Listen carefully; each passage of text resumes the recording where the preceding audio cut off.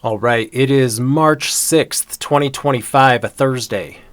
My name is Kessie Ian Anderson, and welcome back for another edition of Heresiarch. In this edition, we are going to discuss the digital battlefield, asymmetrical war of the global information grid. Let's get started. Lieutenant Jeff Merkley here, and I'm here at Reagan National Airport, and I just went through the security checkpoint. They have a new system to try to make sure that you do not use your driver's license or document instead of using facial recognition. They tell you to put your driver's license into the scanning machine, and then after you put it in and they tell you to step in front of it to get a photo, they proceed to say, well, you can't do that. You have to have your photo taken. And when you say, well, I'm just using my driver's license, and they say, no, you start the process by putting your driver's license in the machine, and at that point you have to use facial recognition. And I said, well, I'm opting out of that. And they said, well, too bad, you have no choice. Well, this no choice strategy is exactly what we've been saying that TSA is after, trying to eliminate the ability to use just a driver's license.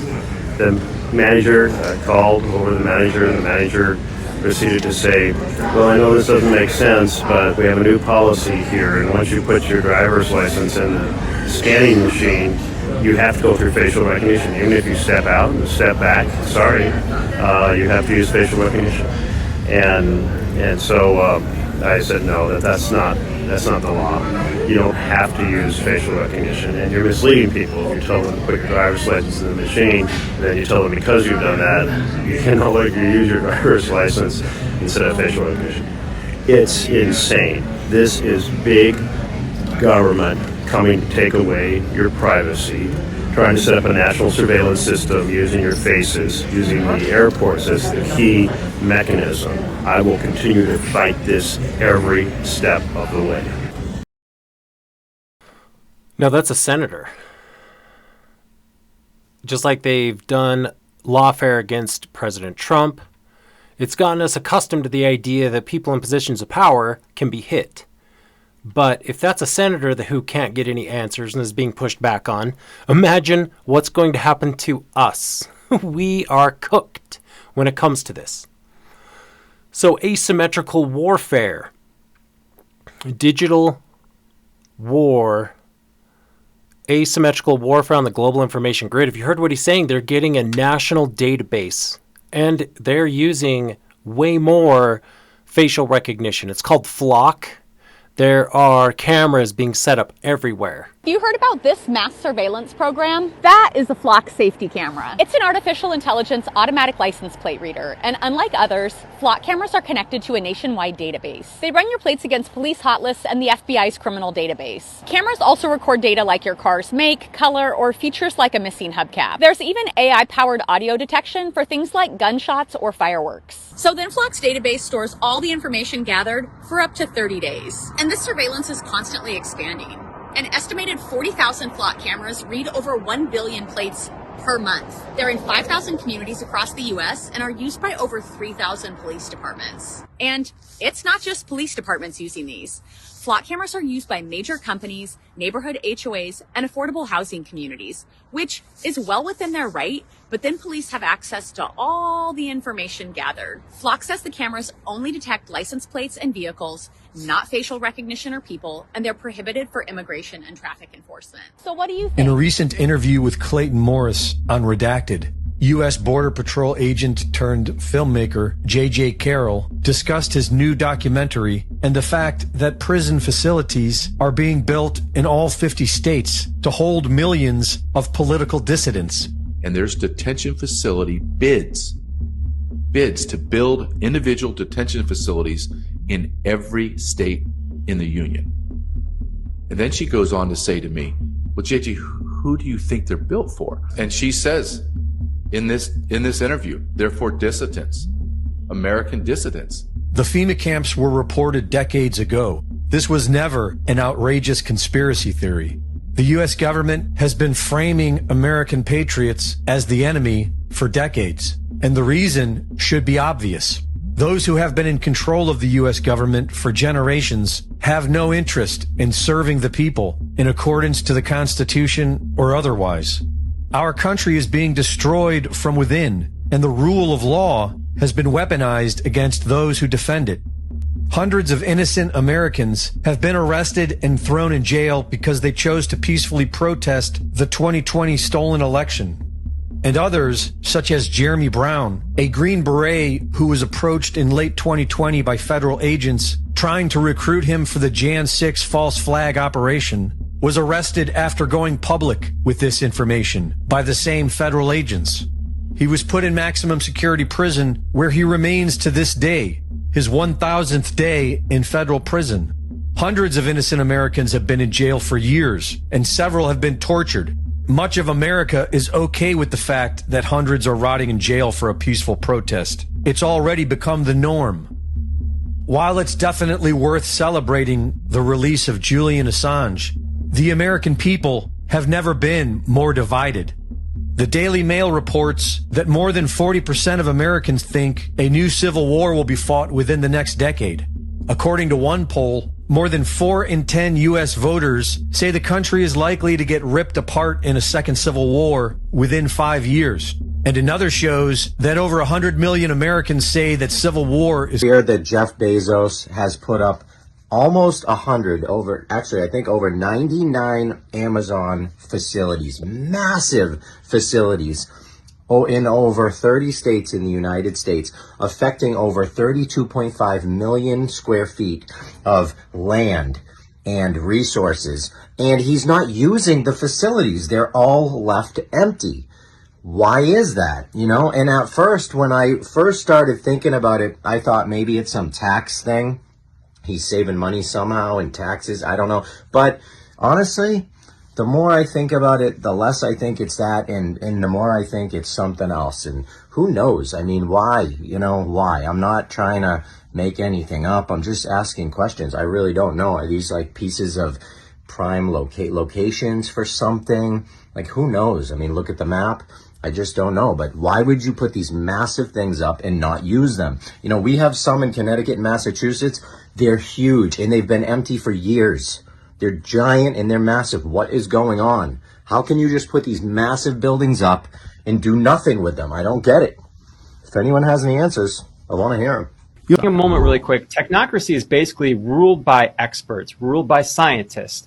And in that paradigm, as a thought exercise, Elon Musk would be a king in that paradigm. Yeah. If you really put that, his companies would be. They would be look, companies. you think about this. I mean, he's got, you've got In-Q-Tel, which is a CIA-funded group, working with him. He's gotten funding for his electric car from the government that then passes laws that you have to get an electric car in order to live in this society. Like, everything he's doing appears to be intertwined with CIA, government. Now he's going to have more satellites in space than any, businessman in the world.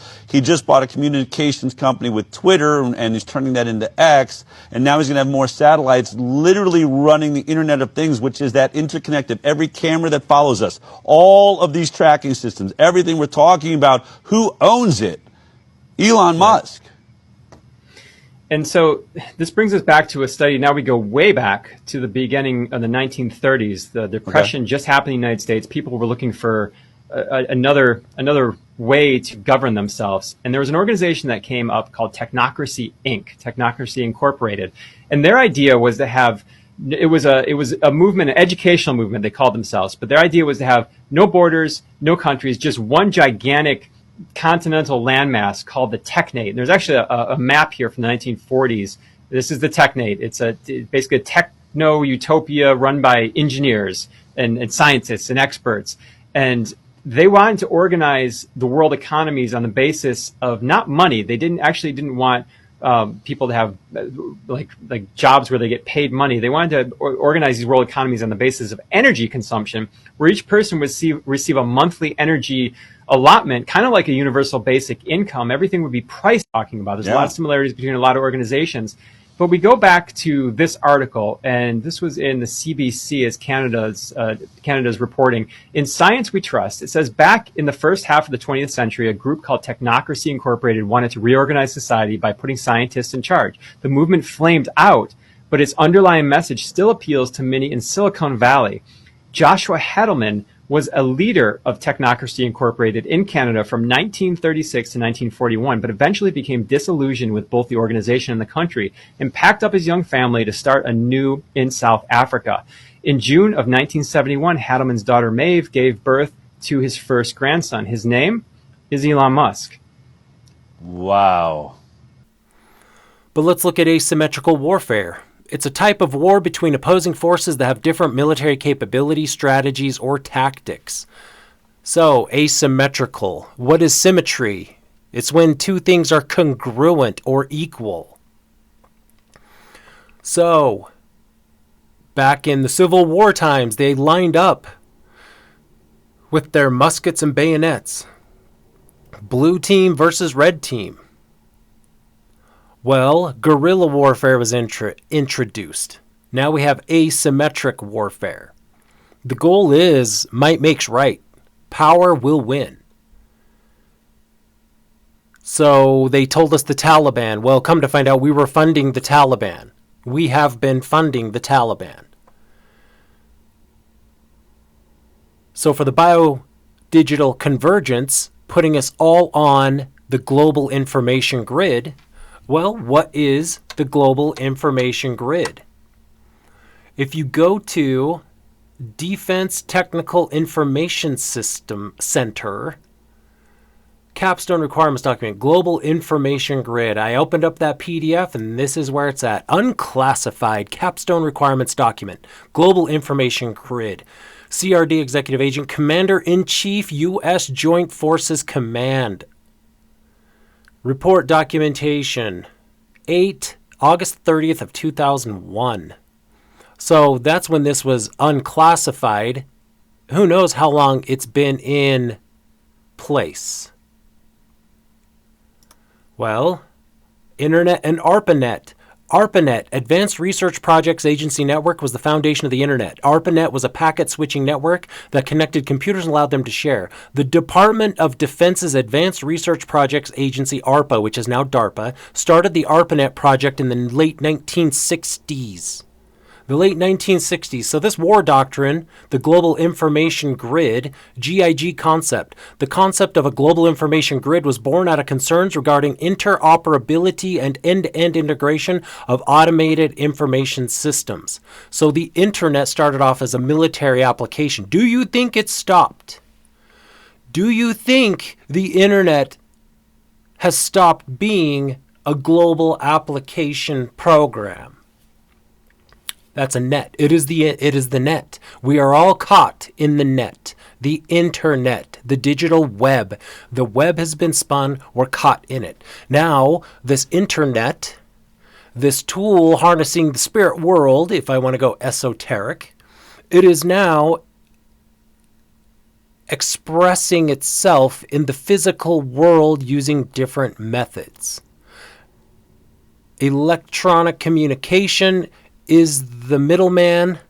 EMF frequencies, signals is the middleman, but it is reaching out to all of us. So their whole goal was to streamline management and improvement of information infrastructure investment, have also contributed to the heightened interest in GIG. However, the real demand for a GIG has been driven by the requirements for information superiority. Know everything at all times, full spectrum combat. And when I say spectrum, literally the spectrum. Like our eyes, we can only see a very, very small percentage of the light spectrum. They can access the full spectrum in totality. For information superiority and decision superiority to achieve full spectrum dominance as expressed in Joint Vision 2020, JV 2020 environment, enabled by the GIG by means of dramatically improved information sharing through the robust networking of war-fighting forces as depicted in Figure 1. The GIG provides the enabling foundation for NCW information superiority. So this is 99 pages. I'm not going to read through it, but I'm just going to show you this is military doctrine. The net-centric warfare that Sabrina Wallace talks about, this is all military doctrine. General description of operation capability, GIG concept. So that's kind of a repeat of what I was talking about, NCW in the form, situational awareness, knowledge, and a resulting increase in combat power. The ability to achieve shared situational awareness and knowledge among all elements of a joint force. So communication can win. If you control the sky and if you control the communication networks, you won. So full spectrum dominance, decision superiority, information superiority, network-centric warfare, global information grid. So this is something I highly encourage you all to read on your own, and it explains what is being done. So asymmetrical warfare. Now, who is one of the main users of it in the military? Space Force. Now, when you read space, don't believe it as space, outer space. You should put the U.S. Cyber Space Force. Is a branch of the U.S. military that protects the country's interests in cyberspace. It was approved in December 2019. Ensure control of space. Protect U.S. and allied interests in space. Provide space capabilities to joint forces. Improve the nation's defensive technology and communications capabilities. So, space launch operations. The USSF, United States Space Force, manages space launch operations at the East, West Coast space launch deltas. Well, what are they launching? Let's check this out. CubeSats. CubeSats, for short, are small, standardized satellites that are used for space exploration and research. They're also known as nanosatellites. Take a look at how small that is in that person's hand. Can you see that up in the sky? Oh, but they're using it for Mars. They're using it for Europa.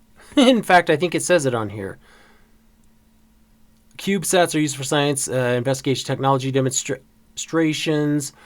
They are launched into low Earth orbit using rockets or from the International Space Station or balloons.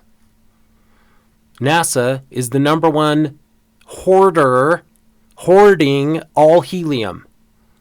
All helium is used by NASA. 98, I believe, percent of helium is taken by NASA. Look up the now defunct, supposedly, Google company called Loon LLC. Loon, Loon.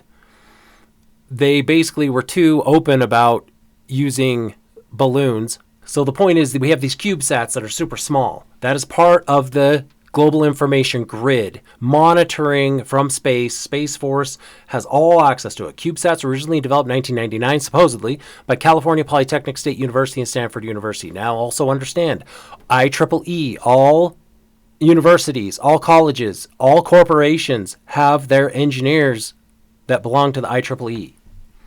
And it says CubeSats are inexpensive to build and launch. They're modular, so new CubeSats can be added or malfunctioning units can be replaced. What are CubeSats? CubeSats are a class of nanosatellites that use standard size and form factor. The standard CubeSat size uses a 1 unit or 1U measuring 10 by 10 by 10 centimeters. So this graphic that you're seeing, that's actual size of how big these CubeSats are. You aren't going to be seeing that when it's up in space. And there's thousands, if not potentially millions of these floating around now. And they are mobile for those that have the little engine system and use the solar movement ability. Drones. Drone swarm is another expression of the global information grid. Drones are coming in hot to a degree that we cannot believe. They're already being used. I did a video on drone warfare with the 3000.09 Department of Defense. A drone swarm is a group of unmanned aerial vehicles, UAVs, that work together to achieve a common goal.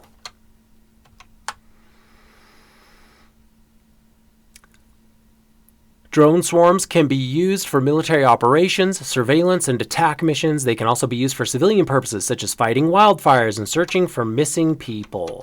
Well, that's nice. Based on Maui, Lahaina, Paradise, they're not too successful, are they?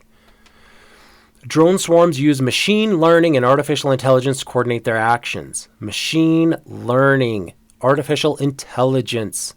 So that is another expression of the global information grid and asymmetrical warfare. How many of us are going to be able to grab our little drone, fly it up in the air, and take on this military stuff?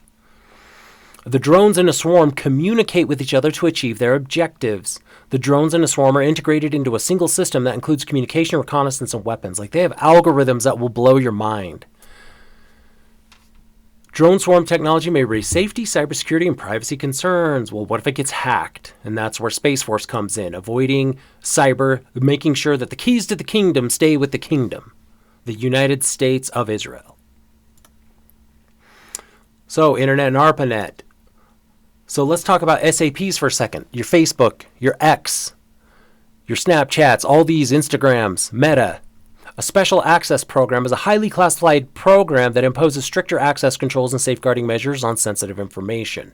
So I am saying, I'm making the argument that everything that came from DARPA, Facebook, Project LifeLog, is a special access program. It's a classified program that imposes strict access controls and safeguarding measures on sensitive information beyond the normal requirements of our classified information at the same level. So basically, you're never going to get access to Facebook's full algorithm. You're never going to see how the CIA, DOD, all these three-letter agencies that you don't even know about are spying and looking in on us. The Edward Snowdens and the Julian Assanges, the Vault 7 information. So I'm saying that all of our social media has become a militarized weapon against us as well, as part of the asymmetrical gathering information for the global information grid. Look at Boston Dynamics. Take a look at Boston Dynamics. Just look at what they're doing with this tech. And now they've got guns and lasers mounted on these things, along with their cameras. We don't... I'm trying to figure out how we win this. Now, application of continuous in vivo testing device. So this is what's under our skin. So not only are they hitting us, monitoring us on the outside, we have it inside of us. So this is electrochemical biosensors monitoring. We have proteins. The neural probe, the CIVT device, can be applied as a neural probe to the research and treatment of pathogenesis of brain diseases.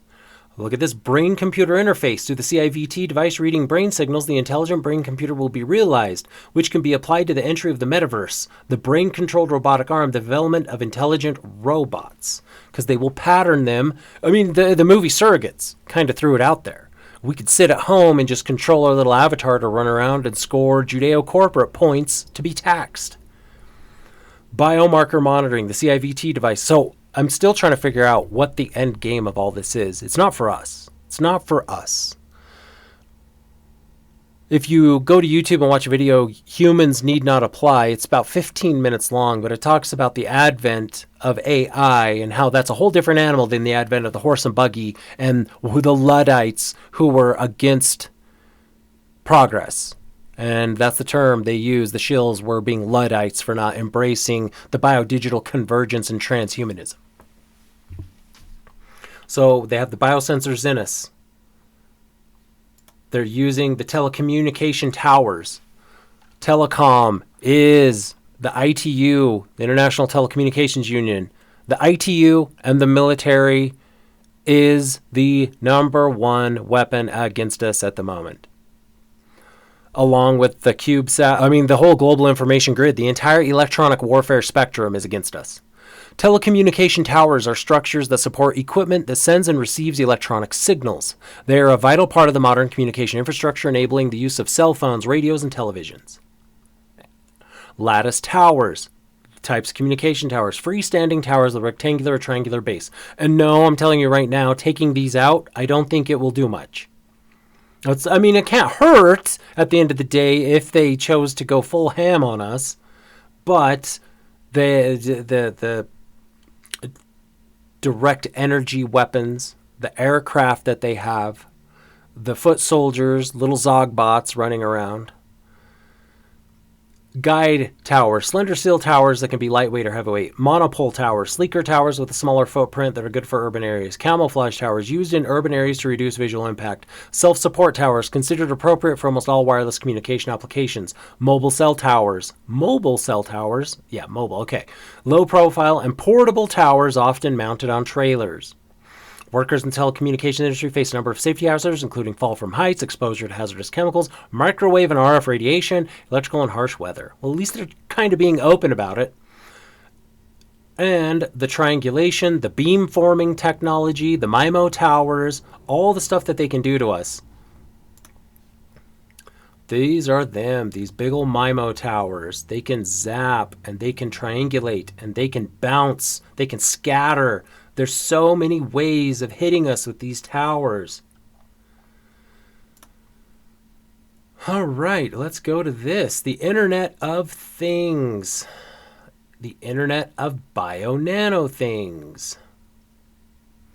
The novel paradigm of the Internet of Bio-Nano Things is introduced in this paper by stemming from synthetic biology, patentable, and nanotechnology tools that allow the engineering of biological embedded computing devices. Well, where are they embedded? Inside of you. Based on biological cells and their functionalities in the biochemical domain, Bio-Nano Things promise to enable applications such as intra-body sensing and actuation networks and environmental control of toxic agents and pollution. Now, this is 2015 that this came out. And our good friend Ian F. Achildes. Ta-da! And this was, let's see, published in 2020, but the date of publication was 18th of March of 2015. So this is about 40 pages long. Bio-Nano Things promise to enable applications, intra-body sensing, actuation. That Internet of Bio-Nano Things stands as a paradigm-shifting concept for communication. So we're talking about 6G. Now, Zigbee routing. If you look at this little graphic here, make sure I got it on the screen. Wi-Fi router, app control, voice control, gateway hub, a whole linkage of your smart. Connected Zigbee devices and other Wi-Fi devices in the app is now forming a whole house linkage for the smart hub. Now, with the biosensors inside of you, put you in this loop. And the load balancing, etc.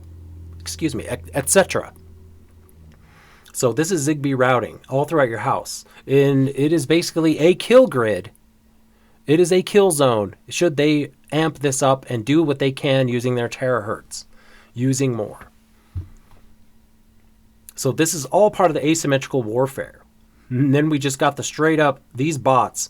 There's a video I'm going to play for you about Tesla, Elon Musk, and this gentleman is saying that these bots, 80% of the workforce is potentially going to be collapsed. What do you got to say? I'm happy, I'm paranoid. I don't know what I'm talking about. I'm gonna tell you like this. This is where I'm working, okay? I'll read that. This is where I'm working right now. The man who owns that company, I'll say Elon Tusk. You know, y'all know Elon Tusk. Find the rhyme, the rhythm. He has us working 12-hour shifts, 7 days a week. I'm an electrician. I wire up all the machinery that they're using to build the trucks. I'm wiring up all the machinery that they are using to build these robots, okay? We are working 12 hours, 7 days a week. I have worked for TikTok. I have worked for Amazon. I have worked for Samsung. I have worked for Fortune 500 companies all year. Nobody is pushing their people like this, okay? 12-hour shifts. He is trying to complete this for something. I promise you, bro, as soon as these robots go online, it will kill 80% of the job force.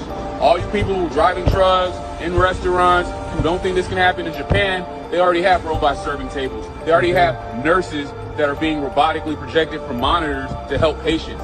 Your job is not safe, okay? 80% of the workforce will be killed by these robots. As soon as he puts these AIs inside of these robots, I promise you, bro, they will think, be smarter, faster, and they do not need to sleep, bro. And they're not doing this for our betterment. So, again, Deagle.com, I'll find that graphic and I'll put it up here. 2025, this is the year. Something is supposed to take place if we can buy this. Maybe it's been held off. Maybe they're just biding their time.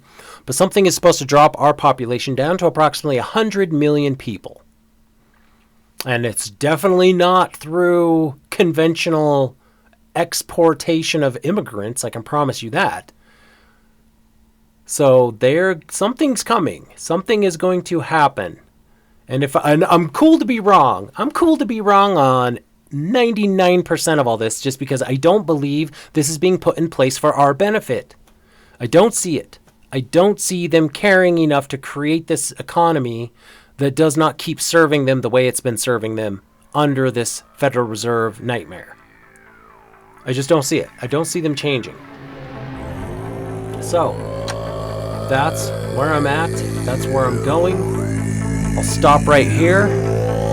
Until next time.まだいいでよやだやだ